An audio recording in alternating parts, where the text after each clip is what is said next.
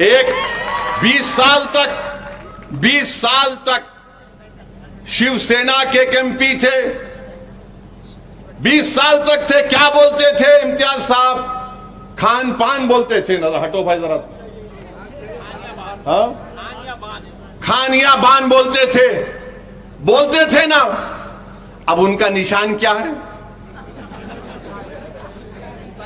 अब उनका निशान क्या है? कहां गया खान बान? कहां गया? बहुत बोलते थे। तो कुदरत का निजाम है, जो ज्यादा बकबक करता उस पे ही गले में सांप पड़ जाता। अब वो उन्होंने बोल रहे मेरा आखिरी इलेक्शन है 2024 का। अरे तुम्हारा आखिरी इलेक्शन 19 में हो गया, अब और आखिरी नहीं है। हर बार गाली देते थे, हर बार लड़ाने का काम करते थे। मगर एक बात तो है, इम्तियाज जलील को एक और कामयाबी मिली।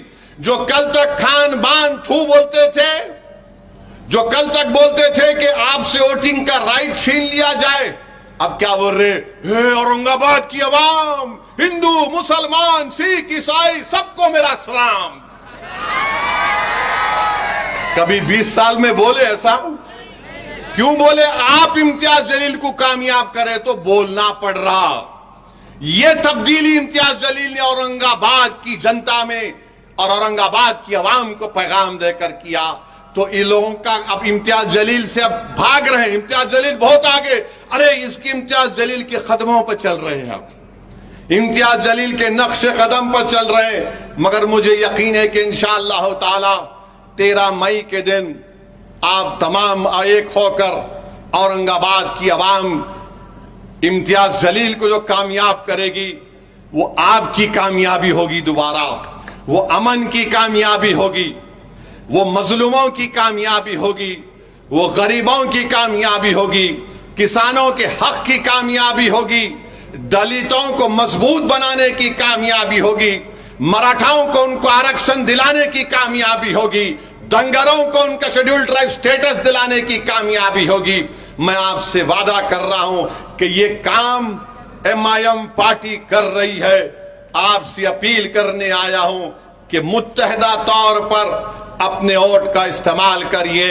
और याद रखिए मेरी इस बात को कि UAPA का कानून आया तो यही शिवसेना ने मोदी का साथ दिया था। CAA का कानून आया, यही शिवसेना ने मोदी का साथ दिया था। ट्रिपल तलाक का कानून आया, यही शिवसेना ने मोदी का साथ दिया। मेरे भाई, मेरे बुजुर्गों, मेरी इज्जतदार मां और बहनों, आज चुनाव आ रहा है तो MIM पार्टी और ओवैसी को गाली दी जाती है। जब CAA का कानून बन रहा था पार्लियामेंट में, यही शिवसेना के लोग नरेंद्र मोदी का साथ दे रहे थे। CAA का कानून बीजेपी अपने मैनिफेस्टो में कहती है, अगर CAA का कानून NPR NRC के साथ होगा तो याद रखिए सबसे ज्यादा तकलीफ पूरे देश में, पूरे महाराष्ट्र में, पूरे औरंगाबाद में होगी तो अल्पसंख्यक समाज, मुस्लिम माइनॉरिटी को होगी, दलितों को होगी, उन गरीबों को होगी जिनके पास वो कागजात नहीं होंगे दिखाने के लिए। बताइए आप, क्या शिवसेना ने, क्या उद्धव ठाकरे ने साथ नहीं दिया CAA के कानून के वक्त? ट्रिपल तलाक के कानून में साथ नहीं दिया?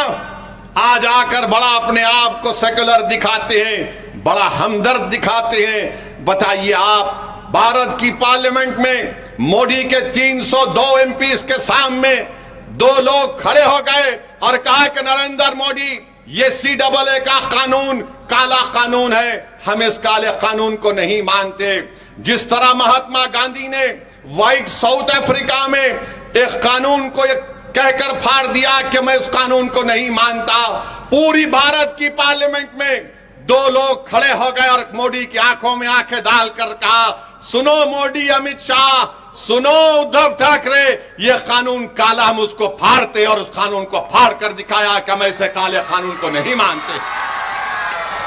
अब बताइए, आपने साथ दिया, आज आकर बड़ा हमको हमदर्द बता रहे हैं। मैं सबको कह रहा हूं कि आपको इन बातों पर गौर व फिक्र करके अपने वोट का इस्तेमाल करना है। मैंने करीब से इम्तियाज जलील साहब को देखा, बड़ा करीब से देखा हूं। मैं आपको जिम्मेदारी के साथ कह रहा हूं कि इस शख्स के दिल में एक हमदर्दी है, गरीबों के लिए, कमजोरों के लिए, मजलूमों के लिए। ये शख्स ये नहीं देखता कि कौन किस समुदाय का है, उसका मकसद एक ही है कि औरंगाबाद की आवाम ने मुझे कामयाब किया। मैंने कई मरतबा ऐसे लोगों के इम्तियाज जलील से पार्लियामेंट में और उनके घर पर मुलाकात करते हुए देखा जो औरंगाबाद में इम्तियाज जलील के खिलाफ काम किए। मैंने एक बार पूछा इम्तियाज जलील से कि ये भी महाशय आ गए आपके पास? तो बोले हाँ असद भाई आ गए, मेरे खिलाफ काम किए, मगर जो मेरे घर पे आ गया वो मेरे औरंगाबाद पार्लियामेंट की कॉन्स्टिट्यूंसी से आया है, वो मेरा भाई है, मैं इसका काम करके दूंगा। दो मरतबा इम्तियाज जलील उस आदमी के काम के लिए दौड़ धूप कर रहे थे। तो ऐसे एमपी की आपको जरूरत है। याद रखिए 20 साल आप बंदी थे, अब आप आजाद हैं, अब आप आजाद हैं। 48 एमपी में एक मीम जीतता है तो सबके पेट में दर्द हो जाता है। ये कौन है, ये कैसे जीत कर आया है? लोग ये समझ रहे थे कि इम्तियाज जलील जीत कर आएगा तो असदुद्दीन ओवैसी सिर्फ भाषण देगा और इम्तियाज जलील दूसरों की तरह खामोश बैठे रहेगा। मैंने इम्तियाज साहब से पहले ही कहा था, पहले दिन से मैंने कहा इम्तियाज साहब शुरू कर दो बैटिंग, आपको रुकना नहीं है। इस देश की जनता को मालूम होना चाहिए कि हम आवाम के नुमाइंदे हैं, हम आवाम के वोटों से जीत कर आते हैं। हमारा काम उनकी आवाज को उठाना। आप उठाकर देख लीजिए, भारत की लोकसभा में पूरा रिकॉर्ड है इम्तियाज जलील का। और ये जो 20 साल में ये जो खान बान जा क्या बोलते थे, कितने बार उन्होंने बात की। जब कभी भी बोलते थे वफ को खत्म कर दो, वो वैसा कर दो। इनके अखबार में लिखा जाता था कि असदुद्दीन ओवैसी का वोटिंग राइट छीन लिया जाए। आज बड़ी हमदर्दी की बातें कर रहे हैं। क्या यही उद्धव ठाकरे ने महाराष्ट्र की विधानसभा में खड़े होकर क्या कहा था बाबरी मस्जिद के बारे में? ये आपके सामने है। तो फिर से आपसे कह रहा हूं, 2 शिवसेना, 2 राष्ट्रवादी, एक बीजेपी और एक कांग्रेस ये नहीं चाहते कि आपकी आजाद आवाज औरंगाबाद से दोबारा कामयाब हो जाए। ये नहीं चाहते कि यह आवाज कामयाब होकर जालिमों से पंजा आजमाई करे। ये सब के सब इलेक्ट्रल बॉन्ड के गुलाम है। हम आपके खादिम हैं, हम औरंगाबाद की आवाम की जनता के नौकर हैं। आपसे मैं अपील कर रहा हूं कि 13 तारीख के दिन सुबह के अवलीन वक्तों में आप अपने घर से निकलकर अपने के कोर्ट का इस्तेमाल करिए। मैं हमारे तमाम दलित भाइयों से भी अपील कर रहा हूं कि इम्तियाज जलील साहब का साथ दीजिए। आप पूरे एतमाद के साथ 13 मई के दिन निकलकर इम्तियाज जलील साहब का साथ दीजिए।